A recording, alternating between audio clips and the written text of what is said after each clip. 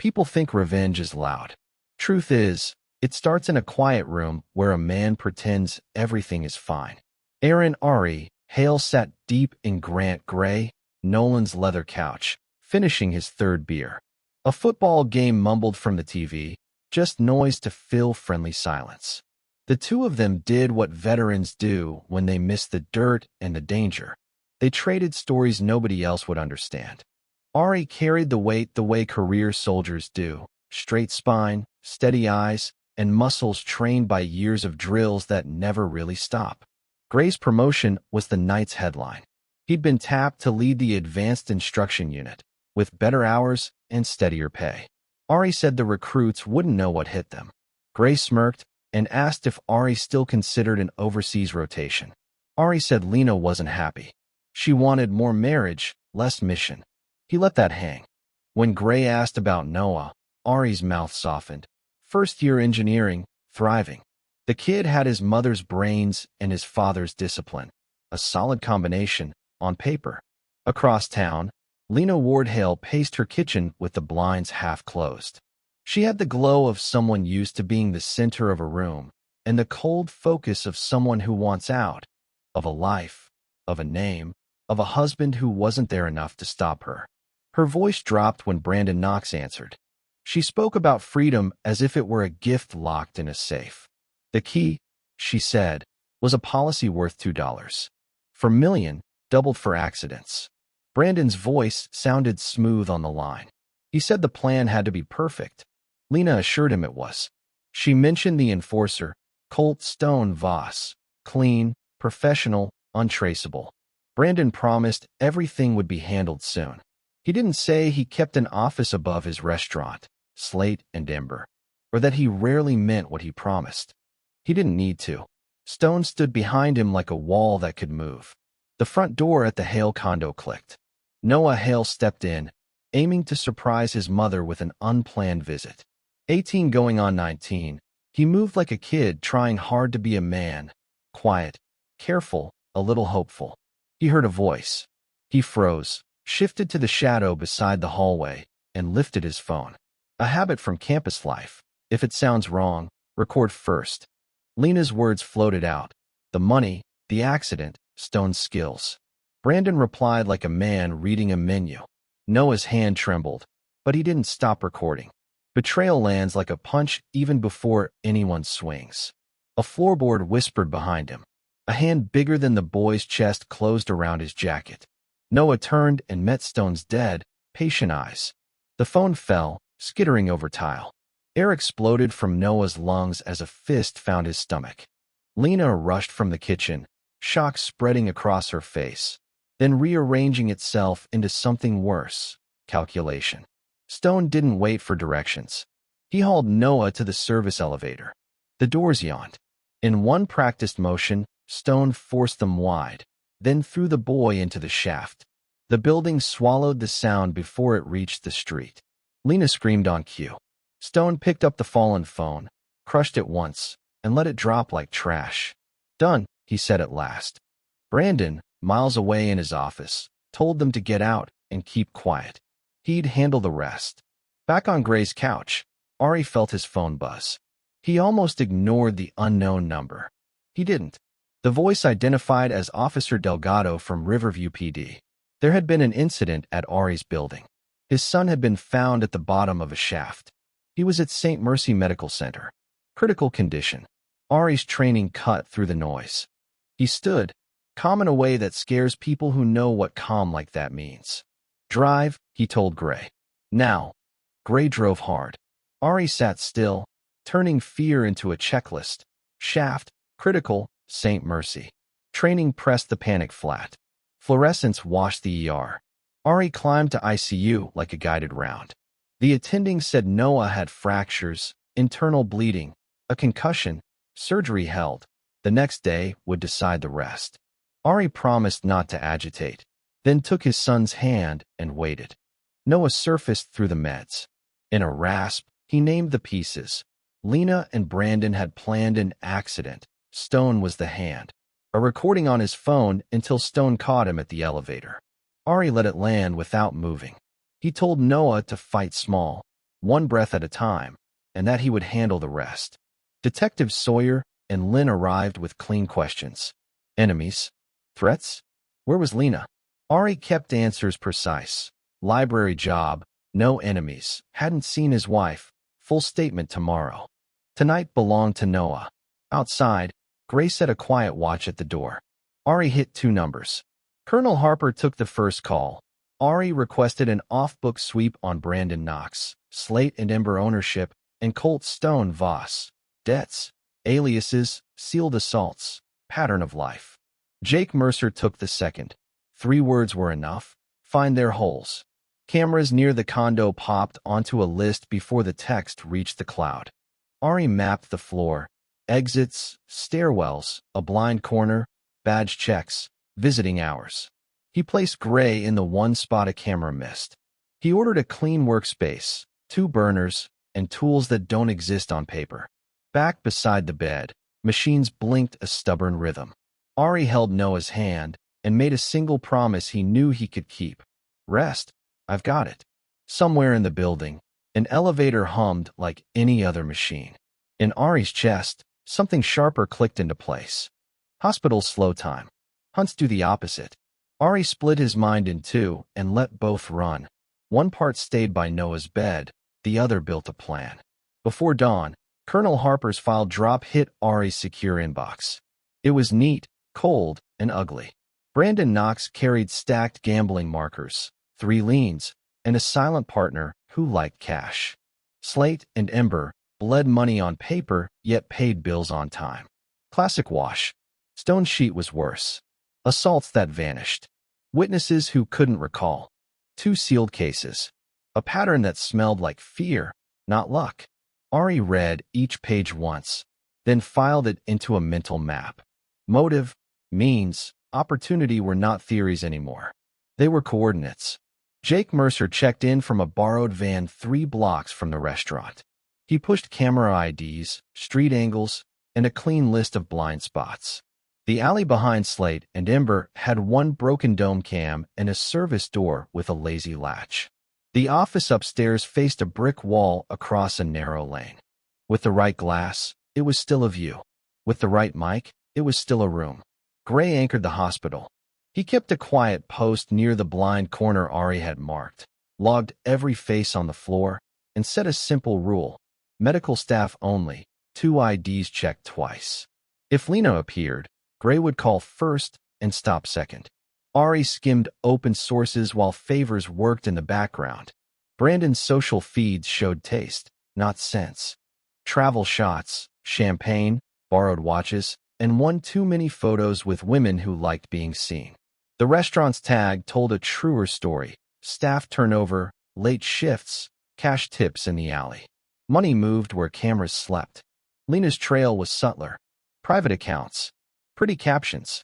A new handbag that did not match a nurse's salary.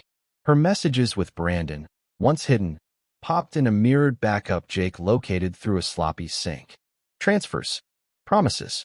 A date nobody should celebrate. Ari saved every piece and didn't smile once. He built his phases the way he'd build a wall under fire. Slow, low, exact. Phase 1, split them. Make each wonder who talks to whom. Phase 2, isolate and control. No chaos, no heroics. Phase 3, consequences delivered with documentation. He wrote the words on a card and slid it in his pocket. Ink turns plans into orders. Noah drifted up around midday. Ari gave him the safe version. The kid didn't need details to heal. He only needed proof that the world was no longer tilting. Ari told him the plan fit inside 1 promise. This ends with you safe. He paid for a month in a dead-end office across from Slate and Ember, then carried in a small world of tools. 2 burners. A directional mic. A lens that could read lips at 60 yards. A laptop without a name. He walked the block 4 times, then again at closing. He learned the rhythm. When deliveries landed, when the hostess stepped out to breathe, when the upstairs light went off and on again. Night settled, and the restaurant filled. Ari watched Brandon move like a man trying to charm gravity. Stone stood posted where one stare met another. He looked bored, which meant he was working. Lena appeared near closing. She didn't touch Brandon. She also didn't look away. Ari mapped exits, stairwells, alarm boxes, and the one-panel staff never used. He noted the gas line and kept that line to himself. He wasn't here to burn a building. He was here to break a pattern. The second feed showed Brandon's office once the floor emptied. Papers spread. A ledger that shouldn't exist. A safe with scratched paint around the dial. Ari logged the serial, the brand, and the fact that Brandon rubbed his knee when he read messages. Paint means distraction. Distraction means timing. Between passes, Ari assembled a wedge. Not an explosion. A whisper. He pulled screenshots of Brandon's late-night messages to a bikini model who loved thirst traps and careful gifts. He drafted a single line for Lena that would do the heavy lifting. Check his midnight DMs. Friendly advice. He didn't send it. Not yet. Pushing too early is how walls fall on you. He set one more layer. A doctor's kit he hoped not to need, and a non-lethal option he probably would. People talk about rage. The truth is, control wins more fights than anger ever will. Near midnight, he locked the office and took a slow walk past the back door. Stone stepped out for air, shoulders loose, eyes empty. Ari kept moving, a stranger with a quiet stride and no scent to track. Stepping into the dark, he counted breath, distance, and time. The board was set. The pieces did not know they had already moved. He didn't plan to kick a door. He planned to pull a floor. One text did what a crowbar couldn't. Check his midnight DMs. Friendly advice. Lena stopped, turned, and marched back to slate and ember. The triangle cracked. From the rented office, Ari watched the upstairs light flare. Through glass and a tight mic, the scene unfolded fast. Door slam, hard breaths, a drink set too sharp. Brandon tried charm. It bounced. Blue glow from Lena's screen painted his face with other women. Stone uncoiled from the wall, big and quiet, gravity with hands. Preparation owned the room. While they argued, Ari and Jake looped corridor cameras on a 36-second delay and hushed the alarms. Gray took the alley, jacket hiding more than weather, phone on silent and ready. The fight flipped from jealousy to control. Brandon scrolled, found transfers and dates that killed excuses, and asked who else she'd told. Stone closed on Lena's wrist. Gentle wasn't in his toolkit. Brandon pointed down. The basement would do. Ari crossed the alley like staff on a smoke break. No rush, no story. The service door gave, the kitchen heat breathed, and the stairwell swallowed him. Basements tell the truth. Sound travels, light dies. Doors lie about how quietly they close. He caught the rhythm. Lena's quick breaths, Brandon's smooth threats, Stone's silent wait, and counted down from 30. On 10, he palmed a compact case. On 5, he put the downstairs camera to sleep. On 2, he nodded to the dark. Ritual keeps hands steady. He stepped in like he owned the air. Stone moved first, fast and correct. 2 darts bloomed in his neck. The big man folded without drama. Brandon reached for a drawer. A suppressed pop put fire in his knee and panic in his eyes. 3 chairs. 1 table. A coil of cable. Ari made order out of mess. He seated them, tied clean knots, checked pulses, and watched their faces settle into fear. Then he said the line he'd measured for voiceover memory. Noise is over. Now we do this my way. He pressed play. Their own voices filled the room. Policy amounts, accident plans, Stone's part, the casual math of murder. Upstairs, plates clinked. Down here, evidence did the work rage can't. Ari moved like a man with time on lease. He cleared the basement once, then again, then got to work. Cable-bound wrists. Zip ties kissed ankles. Stone's pulse thudded slow and heavy under his jaw. Brandon clutched his knee and tried to look brave. Lena watched Ari the way people watch weather, hoping for mercy, knowing there won't be any. Control first. He slid their chairs into a triangle so each could study the others. Fear is a mirror. Make them look. He checked knots, checked pupils, checked the room. 1 camera dead, 1 vent humming, 1 door that stuck a little when pulled. Good. Friction helped. He set a phone on the table and let truth talk. Their voices spilled out clean and cold. Policy amounts, accident language, Stone's role, dates, times, totals. Brandon blanched, then swallowed it down. Lena sagged at the first mention of double indemnity. Stone said nothing because sleep held him like a vice. Here's the part you missed, Ari said, voice low. I had weeks. He walked them through it without heat. Bank trails, side ledgers, offshore dummies. He put Brandon's laundering on the screen. Restaurants make great washing machines when numbers don't match. He added the gambling markers, the liens, the silent partners who only whisper with cash. He did not raise his voice. He didn't need to. The numbers did more damage than bullets. Brandon tried spin. Deals can be made. Deals were already made, Ari answered. Not with you. He tapped a key and showed the next slide. Loans opened in Lena's name. Cards maxed without her consent. Mortgages on places she'd never see. Then the punch. A life policy on Lena, with Brandon listed to collect. She stared at him the way you stare at a snake you fed. You weren't his partner, Ari said. You were his mark. Lena's mouth worked, then closed. Tears came, then stopped.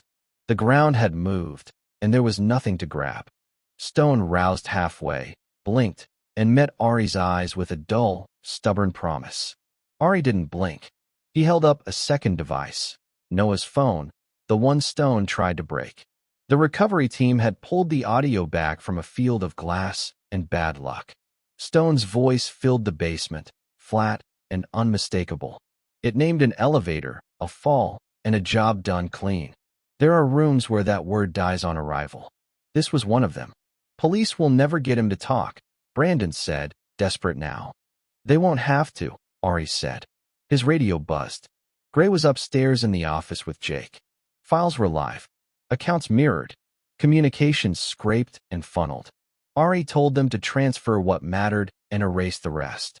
When Gray mentioned a safe, Ari gave him the code Brandon's hand had traced on the dial out of habit. Little tells break big locks. You think you can bury me? Brandon tried again, hunting for arrogance he didn't own anymore. I'm not burying you, Ari said. I'm handing you over. He glanced at a second laptop. A prepared packet waited behind an air gap. Bank records, staff statements, dockside photos that linked Brandon's middleman to cash that didn't smell like tips. Not a flamethrower, documentation. To the right inboxes, documentation is napalm. Lena found a voice. Ari. He cut her off with a small shake of his head. Don't use my name like we share one. Stone flexed hard enough to rattle metal. Ari stepped in, corrected the tie, and let the big man feel the limit without pain. Violence was easy. Precision took work. He chose precision. Then he made the thing simple. 3 of you. 3 outcomes. He pointed at Brandon. Exposure, full spectrum, financial crimes, laundering, wire fraud, conspiracy, attempted murder. He pointed at Stone. Assaults reborn, DNA ties. A living victim who could testify once he could walk without pain. He finally met Lena's eyes. Fraud, conspiracy, intent, and a city full of people who'd already seen her messages in places she couldn't scrub. Shame travels faster than truth. Tonight they would ride together. Option 1, Ari said. You confess. You make statements. You stop pretending gravity goes up. He let the second option hang. He didn't need to describe it. They were sitting inside its outline. Brandon cursed, then begged, then threatened, burning through the cheap fuels. Lena tried for Noah's sake. Ari's face didn't move. He opened a compact kit, 2 mild sedatives, labeled and timed. He didn't want pain. He wanted silence and transport. As he swabbed skin and set needles, he spoke in the same, even tone he'd use over a field radio. You stay alive. You face what you did. That's the point. Stone's eyes finally found focus. He understood it first. He didn't fight the needle. Ari signed the room with a line built for memory, not theater. This isn't revenge, he said. It's consequences. The lights seemed colder when their eyelids slid shut. Upstairs, a bartender laughed at a joke no one would remember tomorrow. Down here, Ari staged the move. Gray texted clear. Jake warmed the van. Ari checked the knots, checked the airways, checked himself. He leaned close enough that only the room could hear. Welcome to the nightmare you earned. Then he opened the door, and the night opened with it. 3 chairs, 1 light, concrete that remembered every secret. Lena woke first. Brandon followed, jaw clenched. Stone came last, eyes calculating exits that didn't help. Ari stood centered, calm as cold water. 2 laptops glowed, a small camera watched. Facts, he said, and opened Brandon's life. Restaurant deposits that didn't match covers. Ghost vendors. Shells with the same 2 typos. Gambling markers stacked like dominoes. A tidy line from Slate and Ember to cash couriers at the docks. Orderly numbers shouted louder than threats. Brandon asked for a lawyer he wouldn't see. Ari clicked again. Loans in Lena's name, addresses she'd never visited, cards she never touched. Then the policy, on Lena, with Brandon set to collect. Her face learned the truth before her voice did. You weren't his partner, Ari said. You were his mark. Stone shifted. Ari opened the second laptop. Audio rolled. Stone's interview about past jobs, bars and fists and falls. Then Noah's recovered clip, the elevator named in Stone's flat tone. Patterns matched themselves. Confessions weren't required. For you, Ari itemized. Eyes on Brandon. Laundering, wire fraud, conspiracy, attempted murder. For you. To Stone, assaults that won't vanish, DNA, a living victim. For you. To Lena, conspiracy, insurance fraud, intent, and a city already reading your messages. No gloating, only sequence. 2 options, he said. Confess now, clean and full.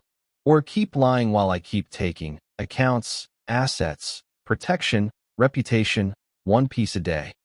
Silence pressed. Brandon burned through anger, charm, and pity. None caught. Lena stared at her name beside numbers she hadn't spent. Stone watched Ari's hands and finally understood. The edge here wasn't rage, it was control. Why not kill us? Brandon tried, voice frayed. Because death is quick, Ari said. This is accurate. He set a bottle of water between them and walked to the door. The room is monitored. The building's covered. You have an hour. At the threshold, he left a line designed to stick.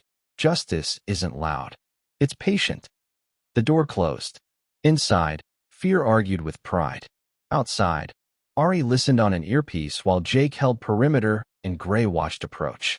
The anonymous packet, bank trails, mirror drives, staff statements, elevator logs, already sat in the right inboxes. The tip was en route. Phase 3 didn't need force. Their own weight would finish the drop. Blue and red washed the warehouse walls like a warning no one could ignore. Units from Riverview PD fanned across the lot with the easy choreography of people who practice hard for messy nights. Detective Sawyer took the lead, Detective Lynn 1 pace off her shoulder. The anonymous tip had been specific. 3 suspects, restrained, evidence present, no weapons needed if you moved smart. Inside, the echo told them the room before the light did. 3 chairs, 1 bulb, concrete floor that held a chill. Lena sat rigid, mascara traced down to the jawline and dried there. Brandon hunched around a ruined knee, trying to look dangerous and landing on exhausted. Stone looked like an avalanche that had stopped mid-fall. Quiet, intact, too heavy to move without equipment. Zip ties were tight, not cruel. Skin showed pressure, not bruises. Whoever staged it understood the line between firm and chargeable. Then the tables, 2 laptops awake on mirrored drives, a neat folder stack, and a small camera with its red dot steady. Lynn started the inventory. Bank trails, shell charts, the restaurant's fake vendors, dockside couriers, audio files with clear voices naming amounts and methods, elevator maintenance logs marked with service gaps that matched a fall. Nothing dramatic, only careful. Cases build faster when pride doesn't get a vote. Paramedics checked vitals while CSI started the slow harvest of wires and paper. Sawyer took the first statements. Lena's voice worked like a bad clutch, jumping, grinding, then catching. She said Ari had known everything. She said he'd shown them their own lives like a ledger. She said there would be no trace of him in the room. She was right about the last part. Brandon tried the old cycle: denial, outrage, deal-making, then slid towards silence once the audio played his tone back at him. Stone said nothing. That was his skill set and his shield. Across town, Ari folded his temporary world down to nothing. The rented office across from Slate and Ember went dark one monitor at a time. Drives went through a wipe that doesn't advertise itself with flames. Notes that mattered lived in his head. Notes that didn't live anywhere. Jake cleared the van and moved the last tools into a dead locker with a code only 2 people knew. Gray watched the street and didn't like how quickly the police radios went from quiet to curious. Gray said what friends say when the road splits: "This won't stay clean." Ari answered with what soldiers say when a plan reaches end state: "It's clean enough." He made no speeches. He checked a list, drew a final line through the final box, and felt nothing he could use later. St. Mercy felt colder after sirens. Noah slept the deep, medicated sleep that makes machines sound like rain. Ari took the same chair and the same hand. He let everything he had done stay outside the glass. The only mission inside this room was small and vital: keep the kid healing. Detectives arrived at dawn, polite because hospitals force that tone. Sawyer asked for time. Ari gave her 5 minutes and nothing extra. She laid out what they had found at the warehouse in terms designed to land as neutral: suspects, recordings, mirrored data, financial trails. She asked whether Ari had ever met Brandon Knox or Colt Voss. He said he would provide a full statement once his son cleared the high-risk window. She asked whether he had hired anyone to follow his wife. He said he would not discuss his wife around his son's bed. Sawyer didn't push the way TV pushes. She marked the lines he said and wrote down the things he didn't say. Lynn watched Ari's posture and the way Gray's eyes moved from door to corridor and back again. They weren't guessing at danger, they were measuring it. The interview ended with a card placed on a tray, ink side up. Polite again. Professional again. Not over. Back at the warehouse, cases started breathing on their own. The packet that had arrived in the shared inboxes did more for momentum than any dramatic arrest. Prosecutors like paper. Juries like pattern. Public defenders like a leak they can point at. There wasn't one. Brandon's money map read like a confession. Stone's voice didn't need a signature. Lena's texts filled gaps nobody could talk out of. Gray walked Ari through the likely shape: arraignments, bail denials, a parade of motions, then the slow funnel toward plea. Ari listened, not because he needed reassurance, but because discipline eats doubt when it's fed details. He kept the scale small: Noah's next check, the nurse rotation, the therapist's first slot, while larger gears he'd set in motion began to turn without him.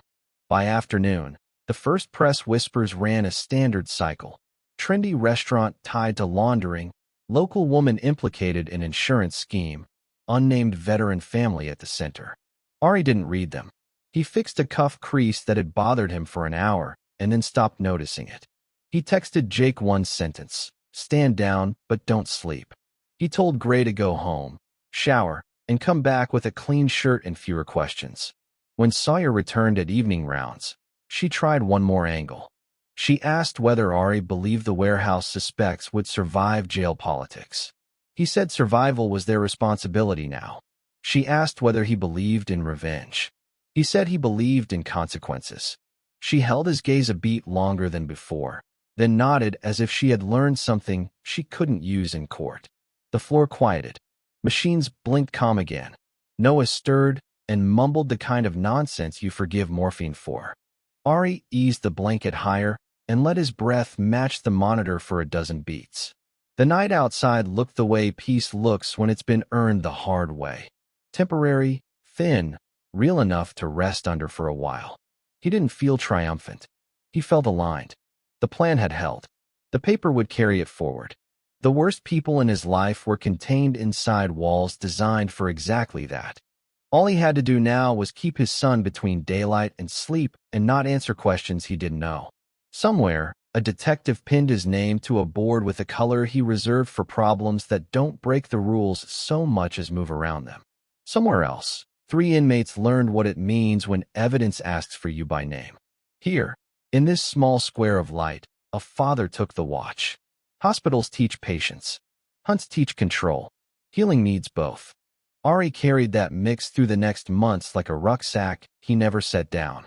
Noah learned to walk without the brace, then with less pain, then without counting each step. Physical therapy rebuilt what impact had broken. Progress came in small wins, a knee that tracked clean, a night without flashfall dreams, a morning where coffee tasted like morning again. They moved to a small house 1 town over, where neighbors waved without recognizing headlines.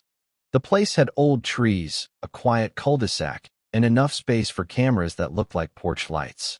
Ari kept changes simple and strict. New numbers, new routines, new locks that never stuck when seconds mattered. Gray helped with the install and took the first week of watch from a battered pickup that looked too tired to belong to a professional. Noah went back to classes with a slower stride and a sharper mind. He studied when the pain led him. He slept when the noise in his head turned down. He stopped apologizing for limping and started marking what mattered. Deadlines met, labs passed. A semester saved by stubbornness. Friends learned to ask small questions and accept short answers. The world kept moving, which is the only mercy it knows. Saint Mercy faded into a calendar line, then into a story they didn't retell. The detectives kept calling, polite and persistent. Ari kept the boundary clear. He gave facts through an attorney, sent records on time, and declined every invitation to opine. He had made a plan, run it, and delivered the packet. The rest belonged to offices with seals on the door. Therapy didn't feel like mercy. It felt like maintenance. Dr. Sarah Quinn's office was built for steadiness, not drama. Ari sat in a chair designed to make men breathe deeper and didn't. He answered in clean pieces. He said he regretted 2 things: not catching the betrayal sooner and not shielding Noah better. He didn't regret the plan, the evidence, or the hour in the warehouse where truth was arranged and shown. Sarah tested the words for leaks. She asked about revenge. He said revenge was loud and quick and didn't last. He said justice was slow, documented, and repeatable. He said he chose the second because he could sleep next to it. She wrote that down, then asked what it cost. He said trust. He said softness. He said things he didn't need anymore. She didn't argue. She pushed the breath work, the sleep work, the quiet rituals that keep edges from cutting the wrong people. He kept the session count low. He kept the homework. He built a routine from it. Stretch before dawn, coffee after, 3 lines in a notebook about what he would do and what he would not. Boundaries are decisions said out loud to yourself first. On the porch at dusk, father and son compared scars without lifting sleeves. Noah admitted the dreams were loud some nights. He said he heard Stone's voice at the elevator and felt the hands again. Ari didn't offer cliches or vengeance. He offered a chair, a blanket, and a sentence that fit their house. They can't reach you here. The line wasn't magic. It was a stake in the ground. They didn't talk about Lena much. When her name floated up, it came with the simplest math. She made choices. Choices have weight. Weight falls. Noah learned to set the thought down instead of carrying it into bed. Ari learned to let the thought pass instead of sharpening it into something actionable. Some victories are invisible. They count anyway. By midterm, Noah walked without the old hitch. He could take stairs without planning where his feet would land. He laughed more easily. He stayed late at the lab and came home with the kind of tired that means you built something. Ari kept the perimeter quiet and the fridge stubbornly full. He fixed a squeaky hinge and didn't mind how long it took. He timed himself less. The case rolled on without them. Brandon sat where the paper put him. Stone learned which hours of a day move fastest in a concrete box. Lena's counsel filed motions that read like pleading and landed like routine. The news cycle chewed and swallowed, then moved on. Ari declined interviews by not answering calls. He didn't contradict rumors. He didn't feed them either. One afternoon, Sarah crossed paths with Noah at campus and mentioned grounding rituals that didn't sound like homework. He tried one. It worked well enough to repeat. He said he'd tell his dad. He forgot. Ari noticed the steadier breath anyway. They built a modest peace out of errands and schedules. Saturday became grocery day, not stakeout day. Sunday became laundry day, not weapons cleaning day. The porch became a place to sit in shadow and decide nothing at all. Quiet isn't surrender when you choose it. Ari kept the foundation of rules under everything. Don't explain plans to people who haven't earned them. Don't outsource safety to anyone who sells certainty. Don't put rage where documentation should go. The rules weren't poetry. They were guardrails. They kept the road narrow and survivable. When Riverview PD called to confirm hearing dates, Ari wrote them down without comment. When the prosecutor's office requested a victim statement from Noah, he called the attorney and built a version that told the truth without feeding spectacle. Noah read it once, then again, then sent it without edits. It didn't ask for mercy or harsher terms. It asked for accuracy, which is rarer. The seasons turned. The house learned their rhythms. The new locks never stuck. A stray cat started showing up at dusk and left when it wanted to. Peace visited in small, repeatable units. It wasn't forgiveness. It was function. They didn't know what the next knock would bring. That's not how life works. But they knew who would answer the door and in what order the questions would come. Prepared doesn't mean afraid. It means ready to carry what comes. Years do not rush. They sand edges and leave what lasts. Noah finished his degree with honors and a steadier walk. He took a job that paid for brains, not speed. He called his father on Sundays and some Tuesdays because routine keeps people close. Ari kept work small and quiet. He consulted on security for firms that liked clean exits and no headlines. He answered only to his calendar and the rules that kept him useful. The case drifted into the past, then into records. Brandon stayed behind bars and learned how time weighs there. Stone survived, but smaller, a man who spoke less than he used to. Lena moved through legal steps that felt like stairwells with no windows. None of it touched the house where Ari and Noah rebuilt ordinary days. The call came in late fall. The voice on the line said Lena Wardhale had been found in her cell. Apparent suicide, the official said. No note. No next of kin listed who wanted the notification. Ari thanked the caller and hung up. He looked at the kitchen wall clock. It made a simple sound and asked for nothing. They went to the service because endings should be witnessed. The plot was a strip of grass, a small marker, and wind that moved old leaves. No mourners stood beside them. No prayers rose louder than the traffic. Noah watched the ground and let his breathing find a slow, even pace. Ari stood one step behind, hands still, expression clean. Noah asked if he was okay. Ari said he was. His voice did not change. The world did not ask him to say more. The next question hung heavier. Did he think Lena had really killed herself? Ari did not answer. He did not fill the air with guesses he could not use. Both men knew about occasional trips Ari never explained. Both men knew some questions are better left unasked if you want sleep that sticks. Noah decided something and said it without drama. He forgave Lena. Not for her sake, for his. Holding hate had changed his gait more than the fall had. He wanted that weight gone. Ari nodded. He agreed that hate carves the holder first.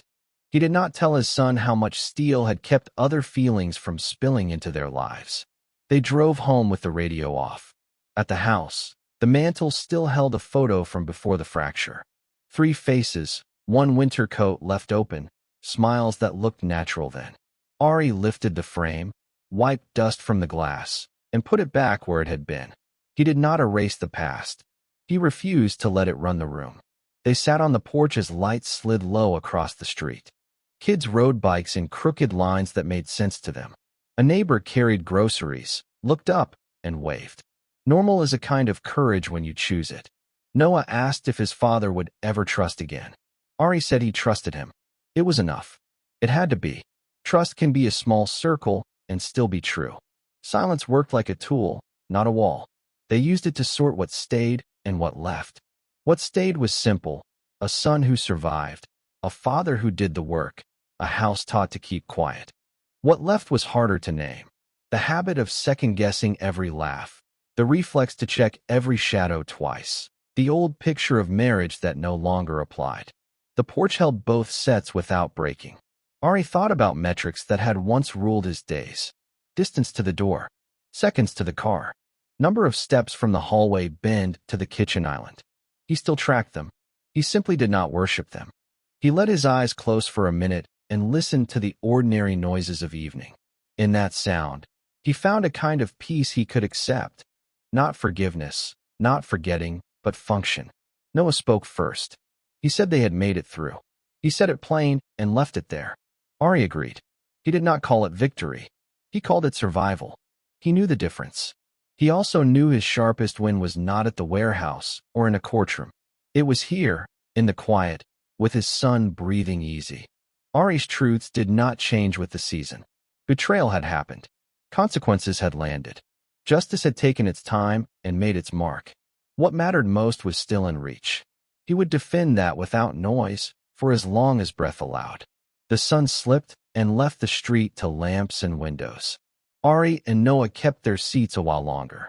When the chill finally pushed, they stood together and went inside. The lock turned, smooth and certain, the way he liked it. The night did what nights do. It held. Hail Shield security ran like a quiet clock. Phones rang, but not for long. Cases moved, but only forward. Aaron Ari, Hale read personnel files in an office built for decisions, not display. He liked glass that faced a hallway and a door that never stuck. Predictable things kept the rest manageable. Jake Mercer stepped in with a tablet and a nod. The Singapore extraction had closed clean. The client was grateful and discreet. No press, no loose ends, only a wire that arrived on time. Ari marked 3 lines in his head: who had performed, who had learned, and who should rest.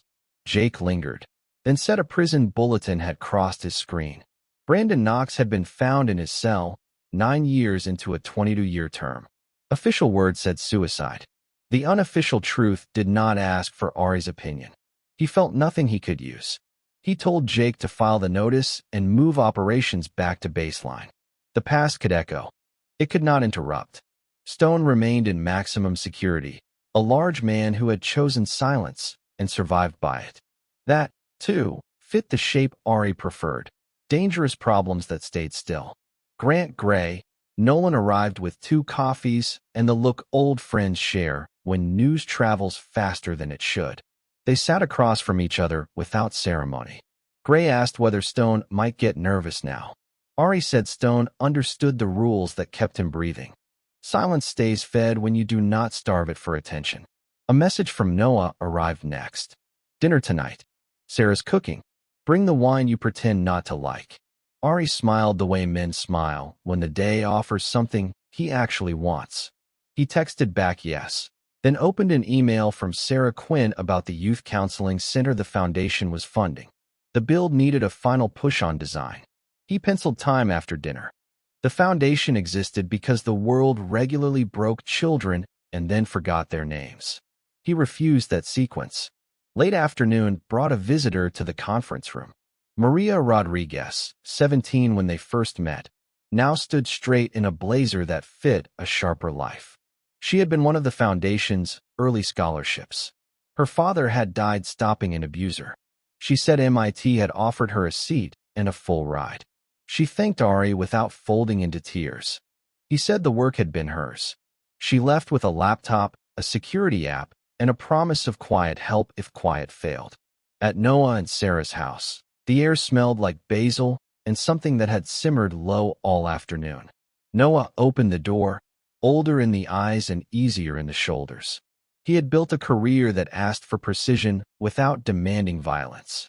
He had also married the therapist who understood both men better than anyone else.